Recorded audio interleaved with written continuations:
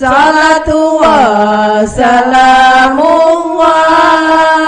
ala taha rasulillah, salatu wa salamullah ala yasin habibillah. Dalam Al-Quran surah An-Nisa, perempuan yang nusyuz, istri yang nusyuz itu berhak dihakimi, berhak diadili, berhak diberi sanksi. Di mana penjelasannya? Quran surah An-Nisa ayat 34. Langkah-langkahnya Allah menjelaskan di situ. Kalau kalian khawatir, wahai para suami, istri-istri kalian berbuat nusyuz, maka lakukanlah langkah-langkah berikut ini. Nah, makanya suami kalau sudah melihat ada indikasi-indikasi yang mencurigakan, tidak benar ya. Kalau orang salah tuh kan bisa lihat ya Bu ya, curi-curi, sembunyi-sembunyi, ya kan? Makanya suami yang cuek karena istri berbuat melanggar aturan itu namanya dayyuth, berdosa. Gitu. Biarlah, biar aja dia bebas mau berhubungan dengan siapapun, termasuk dengan yang bukan muhrim, tidak boleh. Namanya dayyuth. Maka seorang suami yang apabila mengetahui ada indikasi seperti ini, rasa sayangnya ditunjukkanlah dengan cara menasehati. Jadi para wanita, para istri, jika ada suami yang peduli, berarti dia cinta dan sayang, supaya kita tidak masuk dalam perangkap. Baru gak dinasehati dah marah-marah. Abang tuh nuduh. Enggak. Tergantung caranya ya Bu. Jangan langsung HP-nya ditarik, dimatikan. Enggak. Dikonfirmasi dulu, tabayun dulu. Gitu. Siapa tahu dia jualan online. Itu kan. Ternyata pelangganannya pria semua. Itu. Fa'izuhunna. Fa'izuhunna itu adalah menasehati dengan bijak, dengan rasional itu, sambil menuntun, menasehati itu. Maka bahasanya itu bukan menghakimi, bukan memvonis, tapi apa Bu? Menasehati. Yang kedua, tahapan yang kedua, nasihati sudah, ternyata masih ada indikator yang lain-lainnya. Yang kedua tahapannya apa? Wahjuruhunna. Diambil dari kata hajar. Hajar itu memisahkan hubungan sementara waktu. Kalau dalam bahasa hadis, hajar itu tidak ditegur dulu. Tidak ditegur dulu Bu. Nah, jadi suami tidak menegur istri, tetapi tidak lebih dari berapa hari Bu? 3 hari 3 malam. Nah, lewat dari 3 malam, tegur. Kalau tidak berdosa. Itu berlaku untuk semua muslim. Tidak boleh tidak bertegur sapa lebih dari 3 hari 3, sama dengan hukuman sanksi untuk istri. Kan merasa dia tuh Bu, apa ya, ayang tak nego. Tahulah ya enggak Bu, marahlah berarti. Nah, itu. Kemudian langkah yang selanjutnya, maksud tidak menegur itu termasuk tidak seranjang. Yang disebut dengan bahasa sekarang apa? Sampai ada lagunya tuh ya Bu, pisah ranjang. Pisah ranjang itu kalau ada alasan yang dibenarkan. Pisah ranjang. Kemudian yang selanjutnya, yang ketiga, wadribuhunna. Boleh, masih berlanjut dengan senggang waktu yang diberikan alokasi yang masih dibenarkan dan tidak terlalu lama, masih berlanjut, maka yang ketiga adalah boleh dipukul. Tetapi para ulama menjelaskan termasuk ahli tafsir bernama Muhammad Ali As-Sabuni dan ahli fikih Profesor Dr. Wahbah Az-Zuhaili, beliau menyampaikan ada beberapa tempat yang tidak boleh dipukuli. Nah itu. Padahal nusus ini Bu, apalagi bukan nusus. Tidak boleh. Bagian mana Bu? Yang pertama bagian wajah. Maaf, menampar tidak boleh. Mendorong wajah tidak boleh. Tapi yang sering terjadi KDRT ya Bu, merah pipinya, berdarah hidungnya, ya kan? Kenapa Bu? Islam menghargai kemuliaan seseorang karena wajah ini tempat terhormat. Sebelum dia melihat badannya, belum melihat kakinya, dia lihat wajahnya dulu, kan gitu. Tiba-tiba merah mukanya ya Bu, hidungnya miring karena kena KDRT kan tidak terhormat dia di hadapan Allah. Bertanya-tanya orang, jadi fitnah dia. Jadi dihindari bagian wajah untuk memberikan sanksi.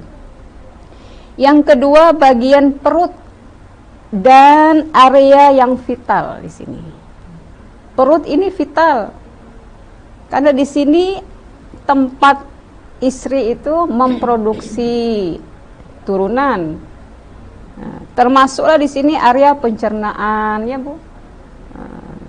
Tapi ini sering terjadi. Tendang, main kasar, nggak boleh. Jadi diberikan ruang untuk step-stepnya memberikan sanksi, tetapi tidak pada tempat yang tidak dibenarkan. Kemudian yang ketiga adalah memukul pada tempat, mohon maaf, tempat di mana dia melakukan hubungan. Itu paling vital juga. Kita dengar, pernah saya mendengar di berita itu, mohon maaf ya Bu, mohon maaf ini, istri memotong Bu alat suaminya karena suaminya berselingkuh. Masya Allah, luar biasa, menderita seumur hidup. Itu kenyataan itu, tidak boleh. Sekalipun jelas itu berkhianat kepada Allah, jelas berkhianat kepada Rasul, menyelingkuhi pasangan, tapi Islam tidak arogan. Dalam Quran surah An-Nisa tadi dijelaskan, begitulah caranya untuk mengingatkan. Jadi bisa saja salahnya istri kalau suami membiarkan. Nah, ini sudah harus lakukan langkah-langkah seperti yang diajarkan oleh Allah Subhanahu wa Ta'ala. Daripada faktor yang pertama ini, lemahnya iman, maka Rasulullah juga mengajarkan perlu kita berdoa Bu, supaya terhindar dari godaan, fitnah, ya, maklumlah ya, hidup bersosial ini ya. Maka di antara doa yang diajarkan oleh Rasulullah SAW, boleh ikuti saya Bu ya. Allahumma inni a'udzubika min munkarati akhlaq wal a'mal wal ahwa.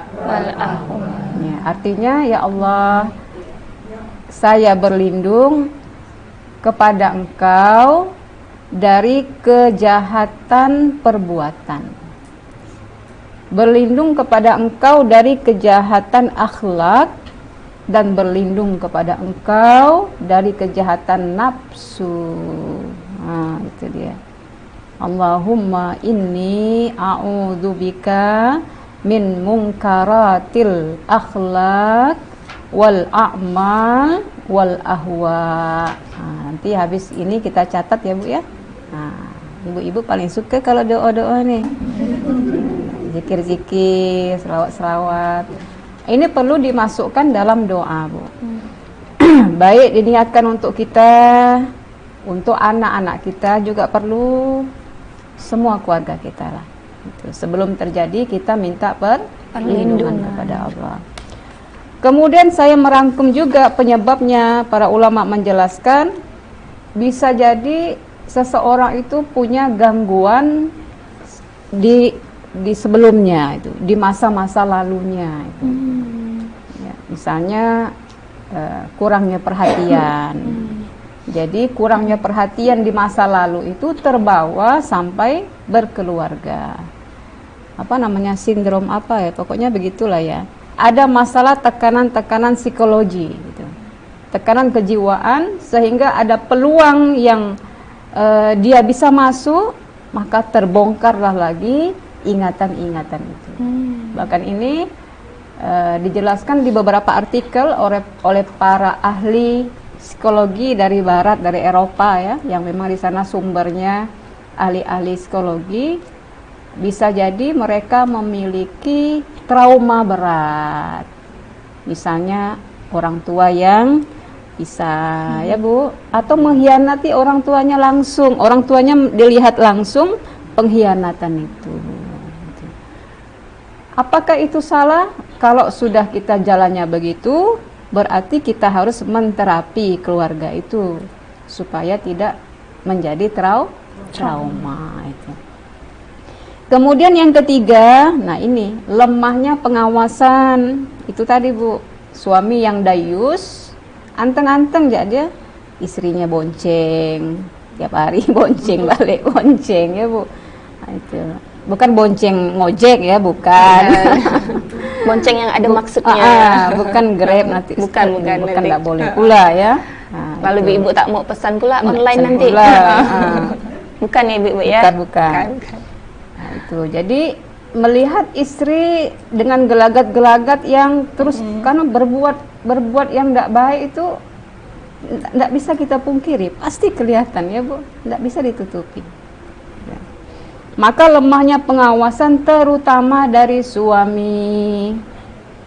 Saya mencatat dari hadis Rasulullah SAW, salasun la yanzuruhullahu yaumal qiyamah. Ada 3 kelompok manusia yang tidak dipandang oleh Allah di hari kiamat. Yang pertama, anak yang durhaka kepada kedua orang tua. Yang kedua, perempuan, nah ini Bu, yang menyerupai laki-laki. Kalau dalam istilah hadis, al-mar'atu al-mutarajjilah. Nah, dia bosan jadi perempuan Bu. Ya, masuk ini yang kedua ini.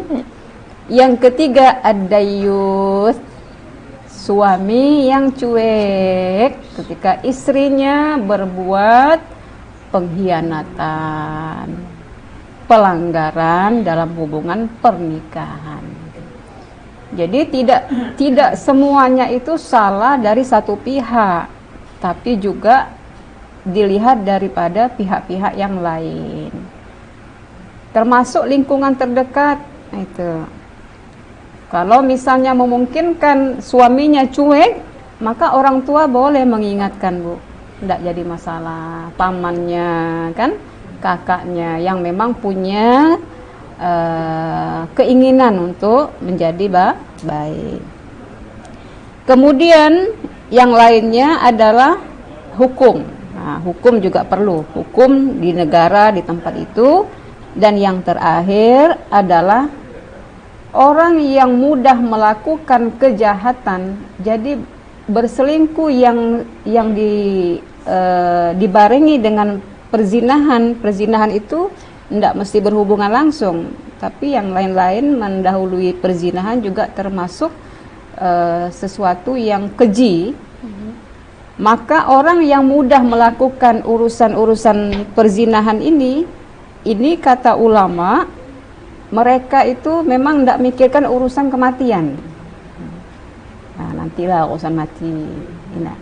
Masih muda, masih panjang pensiunnya. Ini penyebab terakhir Bu. Salah satu indikasi orang itu keras hatinya itu karena dia jarang dan tidak pernah mengenang masa akhirnya nanti. Na'udzubillah, kalau kita dilupakan sama Allah untuk ingat mati. Na'udzubillah. Tapi ada juga guyon-guyon. Kalau kita memposting masalah kematian, Ada kawan gurau, hati-hati itu udah tanda-tanda nak mati. 40 hari ya tadi kata saya. Masya Allah. 40 hari. Enggak ya Bu? Enggak begitu. Saya tuh sering Bu kadang-kadang posting masalah kematian. Nah, Ustazah, hati-hati tuh udah dekat dah tuh katanya mendekat Israel. Bukan ibu-ibu sini Ustaz? Bukan. Ibu sini aman. Aman insyaallah. Nah, maka salah satunya Bu, kita kalau ada orang meninggal minimal ya Bu, kalau kita tidak ngantarkan ke kuburan, kita melayat. Nggak usah diundang lagi kalau orang meninggal, nunggu undangan, nggak usah. Itu salah satu untuk mengingatkan kita melihat jenazah, ya kan, prosesinya kita lihat, takutnya kita lupa, maka kita takut untuk berbuat salah. Mungkin itu salah satu bagian atau faktor yang menjadi penyebab. Kalau ada salah satunya yang nyantol, maka berhati-hatilah, berwaspadalah supaya kita tidak berlarut-larut dalam perbuatan dosa kepada Allah Subhanahu wa Ta'ala. Dan kita tidak boleh meremehkan dosa itu. Nah, ini yang ngerinya sekarang tuh meremehkan. Alah, cuma main HP aja gitu. Ada satu penyebab kemudian disampaikan ulama itu, ini mohon maaf harus saya sampaikan, sering memamerkan kecantikannya, tetapi yang tidak wajar, sehingga orang memancing orang untuk kepengen tahu, begitu ya Bu. Itu. Ya kalau cuma foto nggak apa-apa, identitas, tapi kalau sudah bagian-bagian tertentu yang itu hanya milik suami, tapi orang penasaran, nah mulailah dia tuh kabar. Kalau kita ketemu yuk reunian. Kita tidak tahu laki-laki, ya tidak semuanya, ya. Tapi kita tidak boleh juga bersuuzon. Maka itu tergantung kepada diri kita. Insya Allah kalau kita terjaga dan menjaga, maka semuanya akan dijaga oleh Allah Subhanahu wa Ta'ala. Berapa lama nih Ustazah? Iya. Waktunya, kalau tadi ada pisah ranjang seperti itu. Iya. Sudah siap mendengar jawabannya, Ibu? Masya Allah. Silakan Ustazah. Iya. Jadi tidak menegur, tidak mencuekkan dari suami kepada istri yang tadi menyeleweng, itu tahap yang kedua setelah diperingati tidak berubah. Nah, pisah ranjang ini termasuk tidak bersatu dalam ranjang ya Bu, cari ranjang yang lain. Tidak ada ketentuan waktu. Tetapi kalau si istri masih sama, tidak ada perubahannya, maka bisa diperpanjang sampai 4 bulan. Nah, lama juga tuh 4 bulan. 4 bulan berapa hari Bu? 120 hari. Sampai 4 bulan stop. Tidak boleh diperpanjang lagi. Beralihlah kepada yang selanjutnya, diberi sanksi. Ini harus diketahui oleh sebuah keluarga untuk menyelesaikan permasalahan. Kalau kita menyesuaikan dengan konteks hukum, insya Allah tidak salah ya Bu. Nah, makanya mensosialisasikan hukum-hukum itu penting ya. Nah, seperti alhamdulillah hari ini pas kena taklimnya Al-Ikram, dapat ilmunya, alhamdulillah itu. Jadi tidak boleh lebih. Kalau ada suami yang telajak pula ya Bu, sampai 6 bulan pisah ranjangnya. Tidak boleh. Maksimal berapa? 4 bulan. Sebagai manusia yang dhaif, tentu kita tidak boleh juga angkuh. Aku udah hebat, aku sudah terjaga, enggak. Kita selalu minta petunjuk kepada Allah. Al-Quran surah Al-Imran ayat 135, Allah berpesan, kalau di antara kita, lingkungan kita, teman-teman kita, keluarga kita, fa'alu fahishatan aw zalamu anfusahum, mereka kadung masuk pada wilayah itu, menzalimi diri-diri mereka, jangan langsung divonis. Apa? Dzakaru Allah. Ingatkan mereka tentang Allah. Yang kedua, suruh mereka istighfar. Allah saja tidak memvonis, padahal dia mengkhianati Allah. Masih ada peluang, tapi ingat kata Allah, lam yusirru ala ma fa'alu. Mereka tidak terus-menerus melakukan dosa yang sama. Jadi tidak bermain-main dengan maksiat. Ada 3 poin yang kita tidak boleh remehkan minimal. Pertama, jangan remehkan dosa, walaupun kecil. Karena kita tidak tahu dari maksiat mana yang Allah murka kepada kita. Yang kedua, jangan remehkan perbuatan amal soleh, walaupun kecil, biasa-biasa saja. Karena kita tidak tahu dari amal baik yang mana Allah ridho kepada kita. Tidak tahu kita. Apakah dengan sedekah Rp1.000, menolong hanya dengan cara yang sederhana.